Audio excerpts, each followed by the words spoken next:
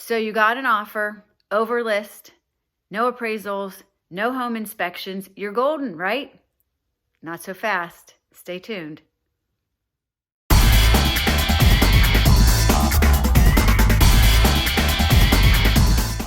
I'm Sharon Rosa. Welcome back to my YouTube channel.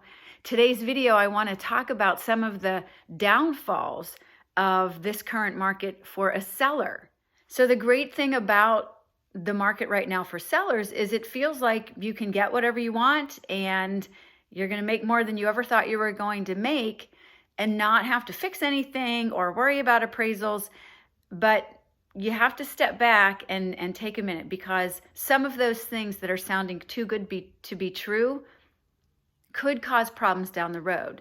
So the first thing I want to address, if you're selling your house or considering selling your house, and of course your agent is going to try to get you the best deal that they can, but what's happening in the market right now could lead to problems down the road. And as the seller, you should consider this. So the first thing is, a lot of buyers, when they get into a situation where they know they're competing with other offers, are deciding to waive the home inspections.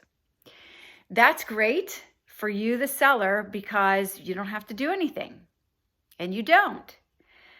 However, if they waive the inspections and then move into the house and there's a huge problem immediately, there's nothing to stop them for trying to come back on you, especially if they feel that maybe you knew about this problem and you didn't disclose it. So if you have your house listed, first and foremost, if I was your listing agent, and any other listing agent would have you do this, you need to fill out the seller's disclosure, and you need to be honest in that disclosure.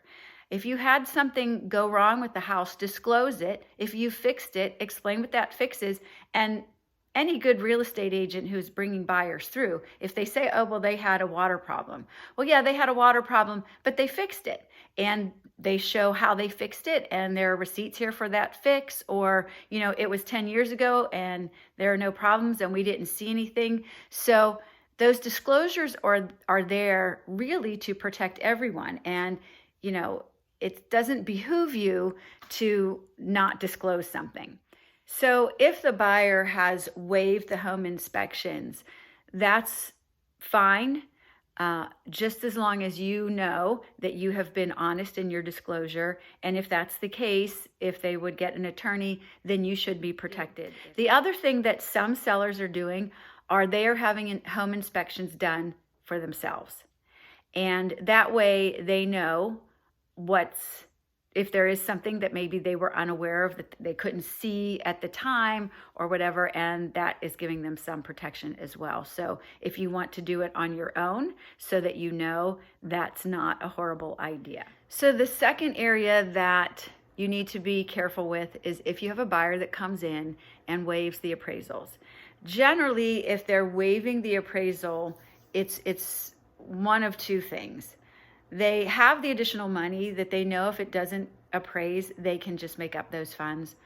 And unfortunately, sometimes it's a buyer that has put offers in on other homes and continues to lose out. And so, in desperation, knowing that they're in a multiple bid situation, they waive the appraisal. Please keep in mind that they can waive that, but if they are getting money from a lender, there is going to be an appraisal. And if it doesn't appraise, that money has to come from somewhere.